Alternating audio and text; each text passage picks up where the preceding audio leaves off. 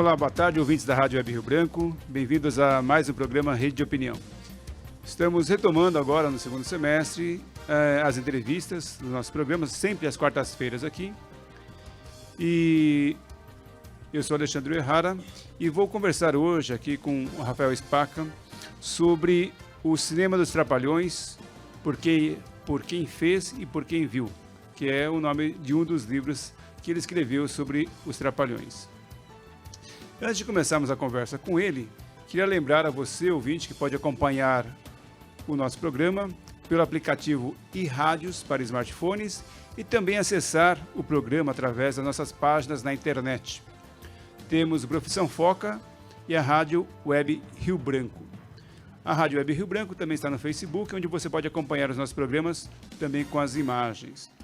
O endereço é webradioriobranco.com. Bem, como eu falei, vamos conversar aqui com o Rafael Spaca, que é formado, ele é radialista, formado pela Faculdade Metodista, com pós-graduação em Teorias e Práticas de Comunicação na Casper Libero. Rafael, tudo bem? Boa tarde. Boa tarde. Prazer estar aqui, professor, falando contigo. Prazer é nosso aqui. E isso é um tema bastante interessante. Bom, só para dar um contexto dos Trapalhões, nós temos aí o anúncio, na verdade, já houve uma estreia, né, do programa de uma nova trupe dos Trapalhões, que aconteceu no mês de julho, com 4 novos integrantes e também com o Didi e o Dedé fazendo parte dessa programação. Até o momento, pelo que nós sabemos, esse novo programa está sendo transmitido pelo canal pago, pela Viva. Canal Viva.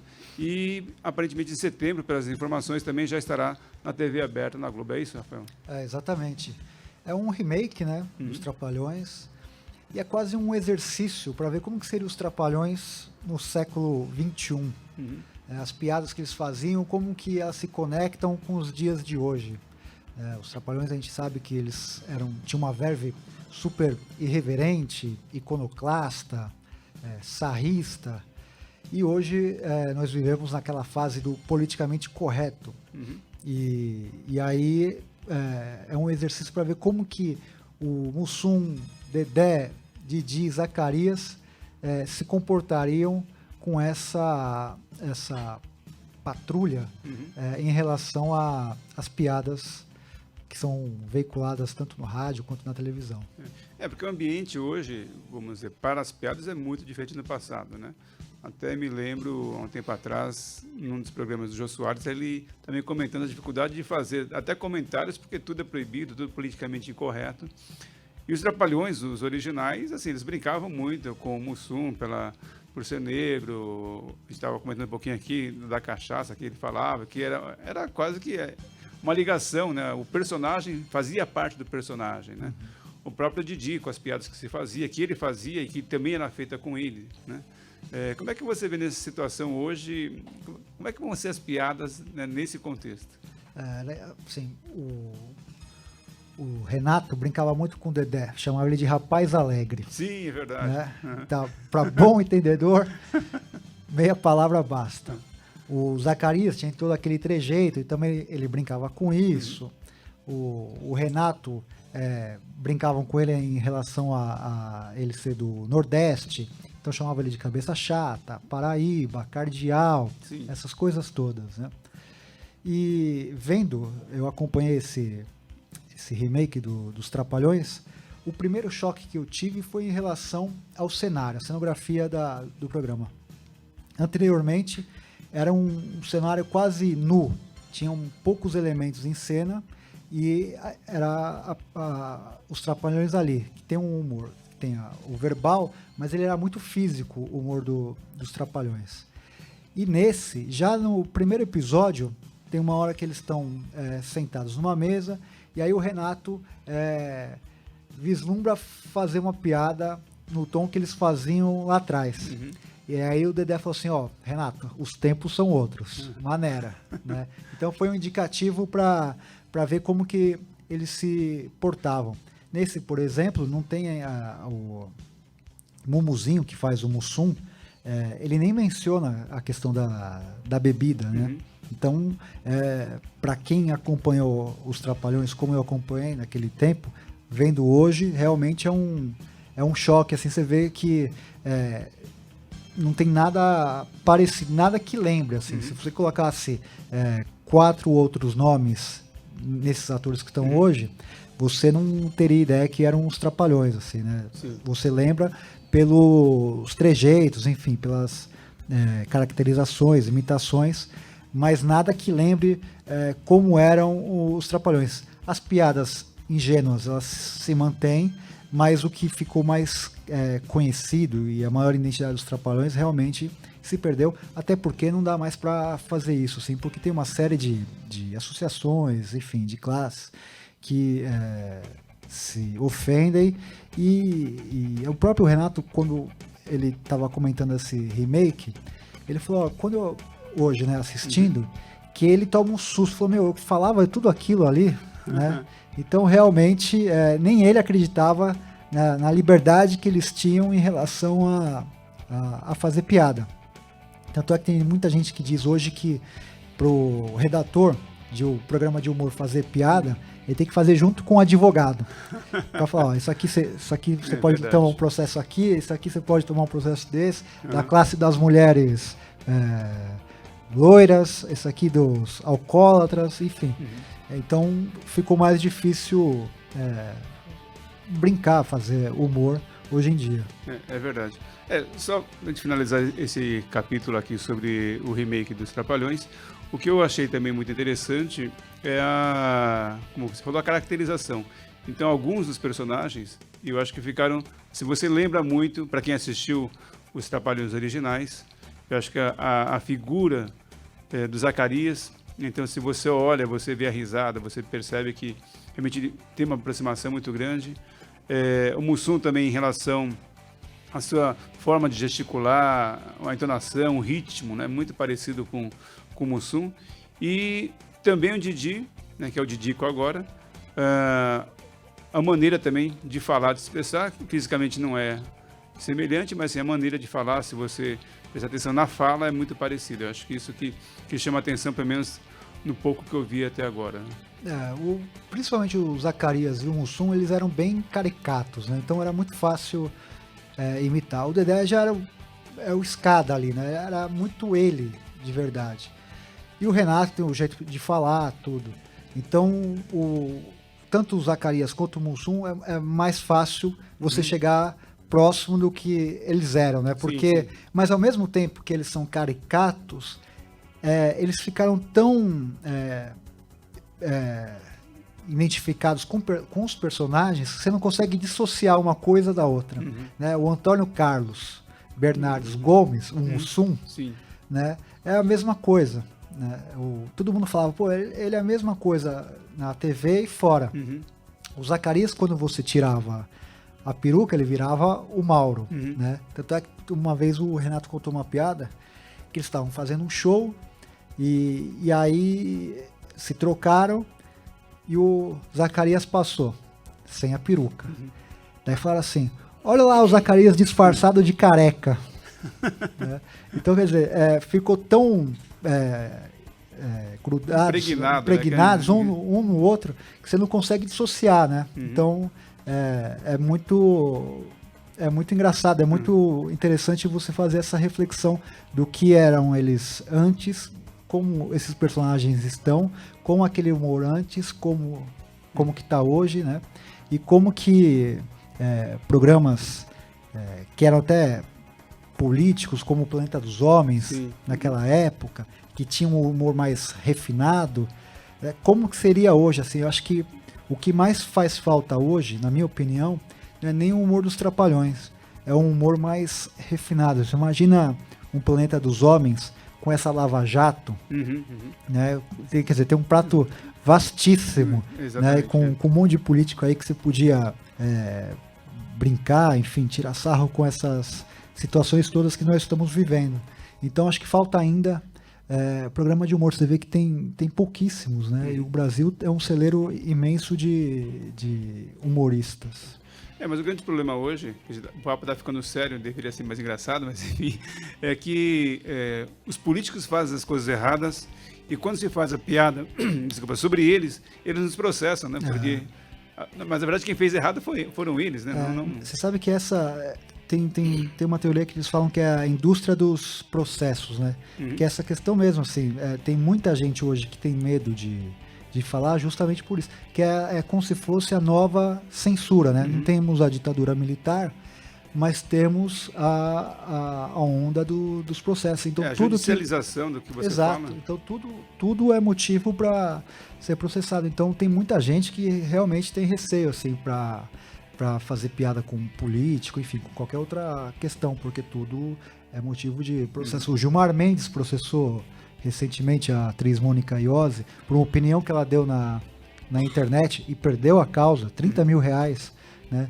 E aí, quando você vê uma notícia dessa, você fala, pô, eu também não vou falar. Sim. Tem medo, claro. É verdade. Uma coisa que eu queria te perguntar agora, voltando para os Trapalhões, é de onde veio o seu interesse, né? E além de assistir, muita gente interessada nos Trapalhões, mas você foi além, né, de conhecer os Trapalhões pela televisão ou pela revista, você foi além disso.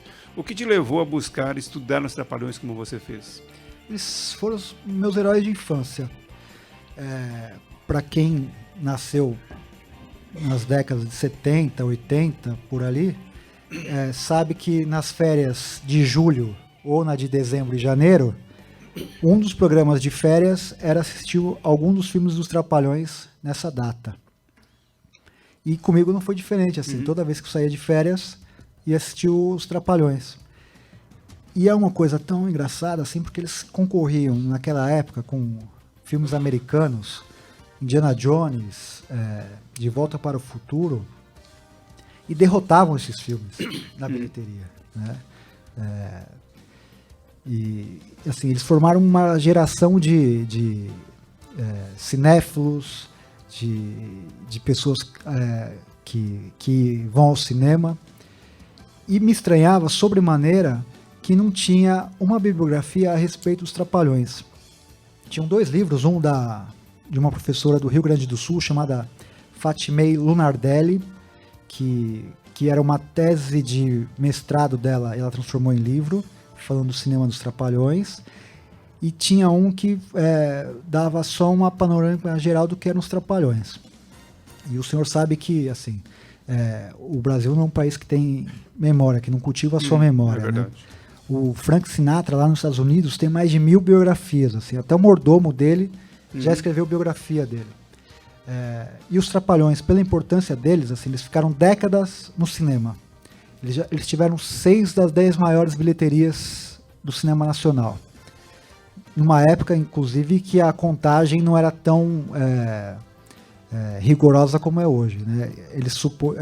Tem um estudo que dizem que eles venderam mais de 130 milhões de ingressos ao longo desses quase 30 anos em cartaz.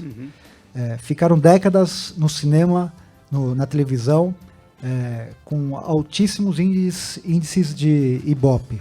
Chegaram a ter 47, 62, por aí. De audiência. Transitaram nas HQs, vendendo mais de 3 milhões de revistinhas por mês. Quase batendo na Turma da Mônica, que é imbatível. Né? Mas os gibis da Disney, por exemplo, eles ganhavam na venda.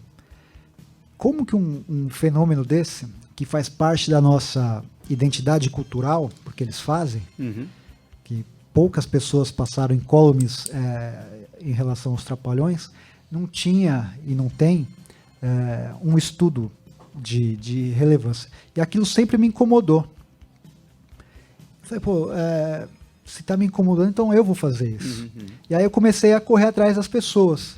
Então eu assisti o filme dos Trapalhões, naquela parte de crédito eu congelava a tela, falei, vou atrás desse nome aqui, né? E ia um por um.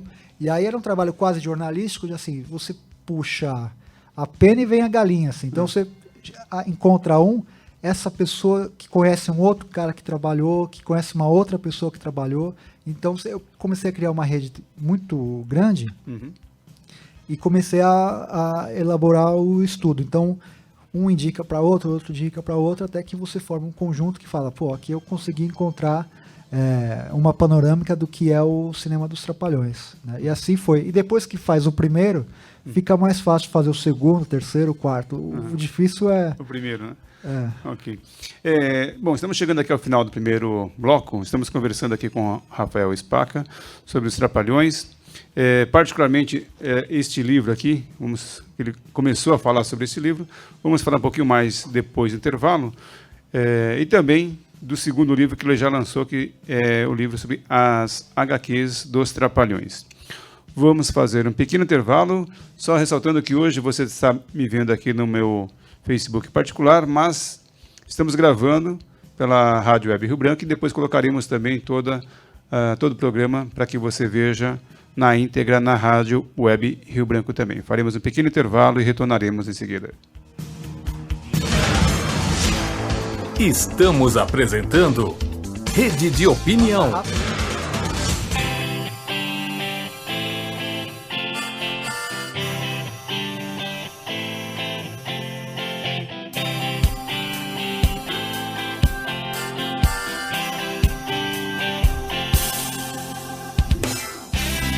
A vida não é fácil, não é? É por isso que a faculdade tem que ser difícil mesmo. E assim são as Faculdades Integradas Rio Branco. E nós não vamos enganar você. Aqui é jogo duro. Orientada pelo compromisso com a excelência em educação, as Faculdades Integradas Rio Branco cumprem seu papel na formação de profissionais e cidadãos capazes e comprometidos com o desenvolvimento da sociedade. Com 18 cursos de graduação, graduação tecnológica e pós-graduação, as faculdades oferecem capacitação em alto nível, com pertinência social, além do desenvolvimento de habilidades e competências essenciais. Os alunos são incentivados a ir cada vez mais longe. Bolsa Mérito Acadêmico, Pub Rio Branco, G20 Youth Summit Brasil, Sábado Geek, My City Plus 20.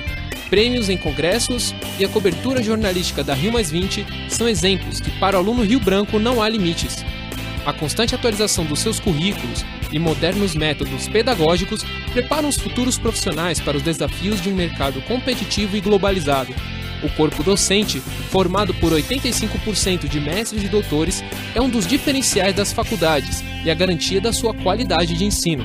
Com palestras nas semanas dos cursos, os estudantes da Rio Branco ficam cara a cara com feras da profissão. O campus, com modernas instalações, iluminação natural, avançados recursos tecnológicos, proporciona integração, total acessibilidade e bem-estar aos alunos. Hoje, as Faculdades Integradas Rio Branco são reconhecidas pelo seu comprometimento com a qualidade, a formação de seus alunos e com os desafios do futuro. Por isso, você pode ter certeza, vai ser dureza. E isso não é ameaça, é compromisso.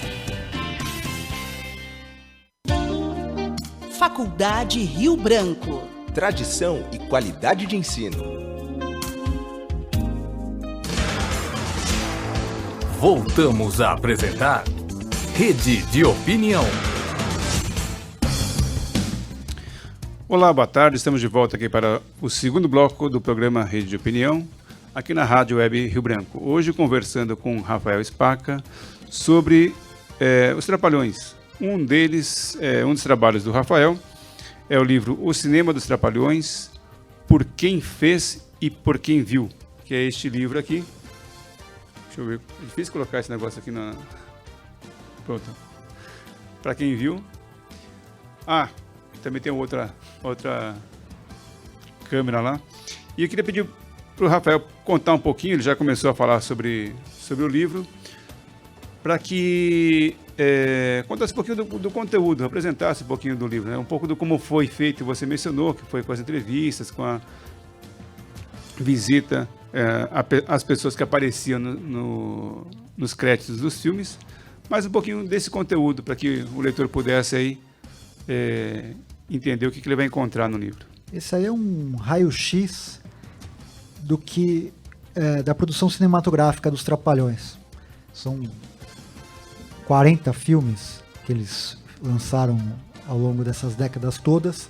Então eu entrevistei o Renato Aragão, o Dedé Santana, mas também entrevistei câmeras, figurantes, atrizes, atores, para contar um pouco do que era como que funcionava aquela engenharia toda dos Trapalhões. Para ter uma ideia, o cinema nacional ele sempre foi incentivado, subsidiado pelo governo federal. E assim, quando os Trapalhões lançavam filme, boa parte do que eles arrecadavam financiavam outros filmes. Então eles chegaram a sustentar boa parte do cinema nacional em um bom tempo ao longo dessas décadas. Eles introduziram no Brasil equipamentos de altíssima geração, com efeitos especiais, enfim, com uma série de coisas. O Renato Aragão foi um cara que construiu um estúdio, a RA Produções, na Barra da Tijuca, para abrigar não só os filmes dele, mas também alugar para outras produções cinematográficas. Então ele não se restringe só a importância dos Trapalhões no cinema, não se restringe só aos filmes. Eles alavancaram a indústria do cinema na sua periferia, introduziram mão de obra qualificada, ajudaram na evolução tecnológica do cinema nacional, além, claro, da importância de levar 130 milhões de pessoas ao cinema que se ambientaram e acostumaram a ver filmes nacionais. Era uma expectativa, né? Todo mundo já esperava o filme dos Trapalhões, o próximo, né? Assistiam um e assistiam outro. E eles tinham, assim, principalmente o Renato, uma cabeça administrativa muito boa. Ele estava muito à frente do tempo. Então, imagina, lançar em abril o filme. Não, vamos pegar as férias. Né? E lançavam 2. E batiam de frente com o cinema americano. Ele era um cara que estava muito ligado na literatura, então ele adaptou e fez paródias, o Robin Hood, o Saltimbancos, que é uma obra do Chico Buarque. Imagina o Chico Buarque trabalhar no roteiro e na trilha sonora de Saltimbancos junto com os Trapalhões.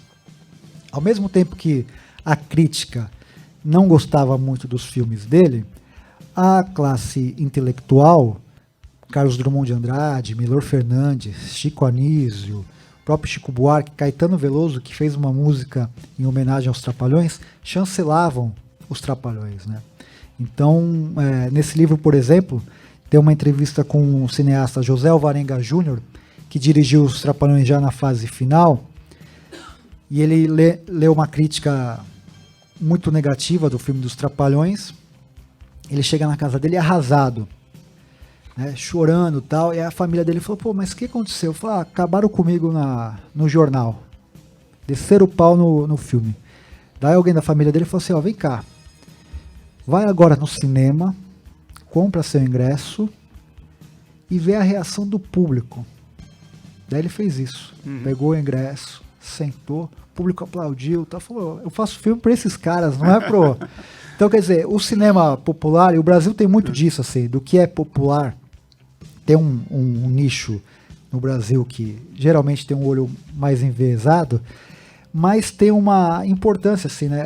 A música popular, Benito de Paula, Odair José, Tonico Tinoco, enfim, esses caras todos, eles cumprem uma função social também, cultural, muito importante, né?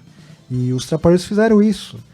Levaram milhares de pessoas ao cinema, gente que talvez hoje não vá, mas que naquela época ia, ou que hoje vai e foi influenciado pelos Trapalhões, assim. Eu fui muito, assim, a escolha de ser radialista passa pelos Trapalhões, assim. Eu comecei a me interessar por cultura de uma maneira geral, vendo os filmes deles.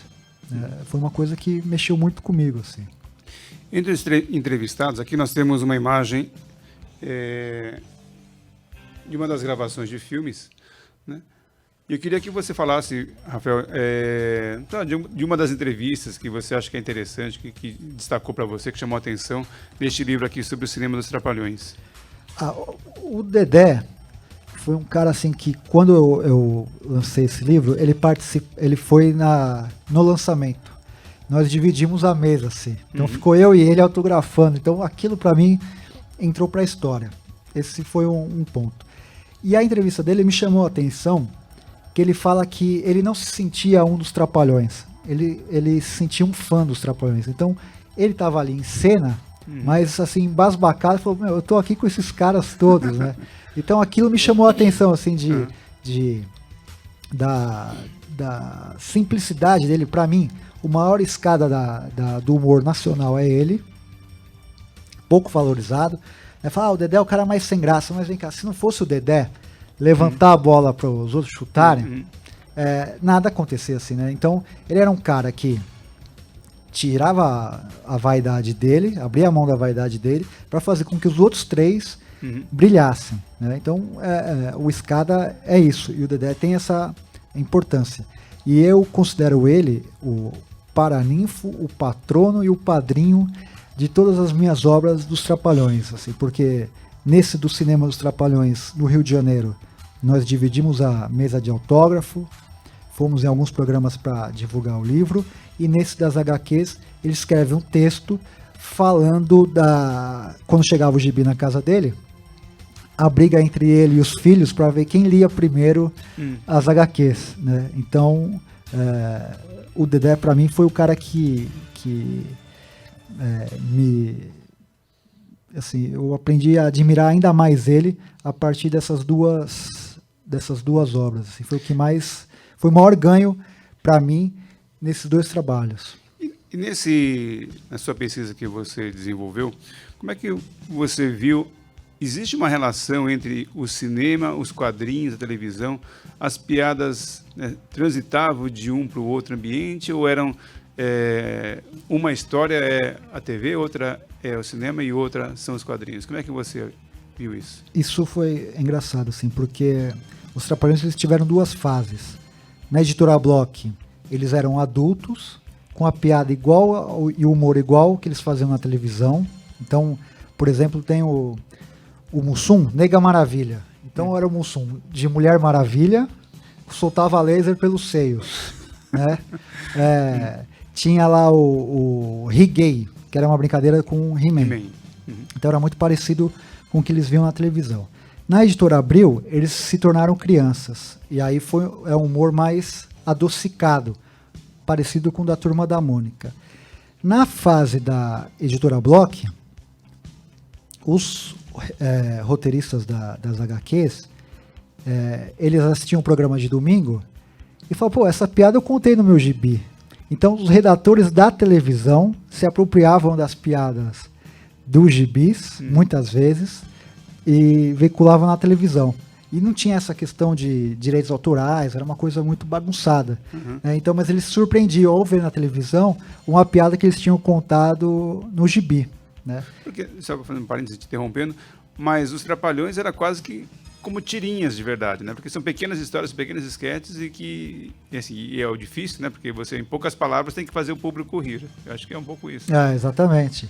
E piada nunca tem dono, assim, né? Então, quem que inventou essa piada? Você nunca sabe quem que inventou a piada. Mas eles encontravam algumas características parecidas do que eles viam no gibi. E eles ficaram também décadas, né, de 76 a 94, nas bancas. Então formaram também leitores. Além de cinéfilos, formaram leitores. Tem uma importância muito grande, assim, também os Trapalhões. E numa época, principalmente na Editora Block, tinha o estúdio do Eli Barbosa. Então era o Eli Barbosa e a Maurício de Souza. Hoje só tem o Maurício de Souza de estúdio no Brasil. O Brasil tem pouca tradição de estúdio de criação de HQ. E os Trapalhões, com a ajuda do Eli Barbosa, incentivou isso também, uma produção em uma fase muito rica das nossas HQs. E no seu caso, o que veio primeiro? Foi a paixão pelo cinema ou a paixão pelos Trapalhões que levou você a desenvolver o livro? Foi a paixão pelos Trapalhões, assim. Gostava muito deles, então eu via na televisão. E quando você gosta de um determinado grupo, de uma determinada pessoa, você começa a acompanhar ele em diversas plataformas, se ele transitar nelas.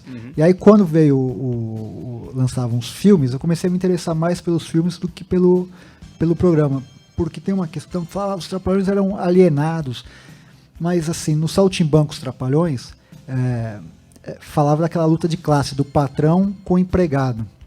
No Mágico de Oroz, falam da questão da seca no Nordeste, que é um tema continua atual, os dois. A Filha dos Trapalhões fala da questão da adoção. Enfim, eles conseguem, os Vagabundos Trapalhões falam das crianças na rua. Eles conseguiam transformar temas áridos em temas fáceis da criança assimilar. Então era uma coisa muito, muito mais. Tinha uma crítica social leve ali, né? Os Trapalhões do Rei do Futebol falam dos cartolas, corruptos, tudo. Você olha para agora e fala, esse filme foi lançado ontem, tá tudo acontecendo ainda. Então, eles tinham isso, assim, que eu acho genial você colocar um humor em temas sociais, críticos, mas com uma elegância, com uma leveza que pudesse ser assimilado pela criança, né? E assim, a criança não vai sozinha no cinema. Então vai o pai ou a mãe, ou vai só o pai ou vai só a mãe. Então quando a criança quer ir no cinema, você vende no mínimo mais 2 ingressos, né? É verdade. E quem que faz cinema para criança aqui no Brasil hoje? Pouca gente. Você vê, a Tainá teve 3 filmes, teve o Menino Maluquinho que teve acho que 2 ou 3, mas não teve até hoje nenhum ator ou produtor, enfim, que faça da sua carreira uma coisa voltada para as crianças, né? Você vê hoje nos canais abertos, não tem um programa infantil, né? A criança, se não tem canal pago, ela fica refém, né? Então, acho que o mais importante disso tudo dos Trapalhões foi ter focado na criança. Acho que isso foi fundamental, assim, para eles. Foi a grande sacada, né? Fazer um humor voltado para a criança. Só saindo um pouquinho do tema dos Trapalhões, mas uma reflexão que eu queria que eu ouvisse a sua opinião. Uma das coisas que eu percebo é que mesmo as crianças hoje não gostam de produtos infantilizados. Que eu acho que isso é um problema hoje, talvez também do cinema, pelo fato de algumas vezes se olhar para a criança como uma coisa infantilizada, né? E até mesmo na pedagogia hoje não é mais recomendável que você olhe para um bebê e fique gugu dadá, né? Bibi bobobó, né? Porque você pode falar, conversar com a criança. E muitas vezes as crianças hoje, até pelo nível de informação que elas têm, obtêm, e é fácil, né? As crianças com alguns meses já estão lá mexendo nos eletrônicos, e a informação chega a elas. Então talvez o filme, o cinema hoje, brasileiro, e talvez em outros lugares, tenha que focar assim, num produto, num filme que seja infantil, para o público infantil, mas não infantilizado. E aí, como você abordou, os Trapalhões era para um público infantil, diante do contexto que se destinava, mas também tinha uma abordagem que os adultos assistiam e começavam a pensar em outra coisa, não era uma coisa simplesmente só para as crianças. Eu acho que tem um aspecto desse... Eles nunca subestimaram assim, a criança, nunca. Então, você entendia ali um monte de... Até mesmo no programa, assim, tinha uma questão da crítica, né? Eles sempre estavam ferrados, eles nunca estavam bem de vida. Então sempre tem uma questão assim. E aí quando você faz um filme para criança, você tem que agradar também o pai, né? Porque senão, fala, vira um programa chato, né? Então, eles conseguiam fazer esse casamento entre criança e adolescente, atingindo esses 2 públicos, né? E a pessoa saía dali, conseguia rir, mas ao mesmo tempo tinha sempre no final uma mensagem, uma lição de moral, enfim, uma série de coisas assim, né? Do Mágico de Oroz, eles pegam uma torneira gigante e acham que com aquela torneira vai sair a água, né? E aí ele fala dessa questão da seca, que as pessoas têm que olhar para isso, enfim, eles têm uma importância muito grande assim nisso, e eu acho que essa geração que está vindo olha os Trapalhões com um olhar menos enviesado do que aquele pessoal, até porque naquela época eles eram contemporâneos do cinema novo, né? O Glauber Rocha, Cacá Diegues, Nelson Pereira dos Santos, e esse pessoal, eles tinham uma questão que assim, eles queriam fazer um filme, e faziam filmes engajados, pensando no Brasil, mas ao mesmo tempo eles pichavam, que era o termo que eles usavam naquela época, os outros filmes, né? Então, a Boca do Lixo aqui em São Paulo foi muito prejudicada pelo pessoal da Boca do Lixo. Os Trapalhões, a mesma coisa, porque eles queriam ter os filmes, mas anular as outras produções, né? E aí, essa classe de jornalistas, naquela época, que era a favor do cinema novo, faziam críticas muito positivas a esses filmes e tentavam depreciar as outras produções, como dos Trapalhões e da Boca, enfim, ou de algum pensamento ou que não tivesse alinhado com um deles. E isso que eu quero analisar no meu próximo livro, assim, como que a crítica, mesmo negativa, não conseguiu anular os Trapalhões, porque eles foram muito criticados, assim, falando do roteiro, do acabamento, da produção, essas coisas todas, mas o público nunca abraçou o que a crítica falava. E eles sobressaíram a isso e sobreviveram a essa campanha contra, né, da própria classe de cineastas. Mas esse novo livro vai ficar para o próximo programa. Infelizmente, nosso papo tá bom aqui, mas infelizmente nosso tempo acabou. Queria agradecer muito a você, Rafael, pela sua exposição aqui, pela apresentação do seu trabalho, da pesquisa e pelos comentários que você fez aí sobre os Trapalhões, que as pessoas aí que estão nos ouvindo ou nos assistindo na web podem também se aprofundar com a aquisição dos livros aqui do Rafael, As HQs dos Trapalhões e também o Cinema dos Trapalhões, Por Quem Fez e Por Quem Viu, de Rafael Spaca. Rafael, mais uma vez, muito obrigado pela presença aqui conosco. Prazer imenso estar aqui ao seu lado, nesse programa que eu acompanho toda quarta-feira, ao vivo, com vários temas, agora os Trapalhões. Sim. E é um programa bem interessante. Parabéns, obrigado pelo espaço aqui. Eu que agradeço a sua presença conosco. Quero agradecer também a você, ouvinte, que está de volta conosco aqui nesse semestre, acompanhando os nossos programas Rede de Opinião. Ao longo do semestre, conto aí com a sua participação também, trazendo sugestões, também participações, perguntas para os nossos entrevistados, ao longo de todo o semestre. Até a próxima semana. Rádio Web Rio Branco, uma rádio integrada a você.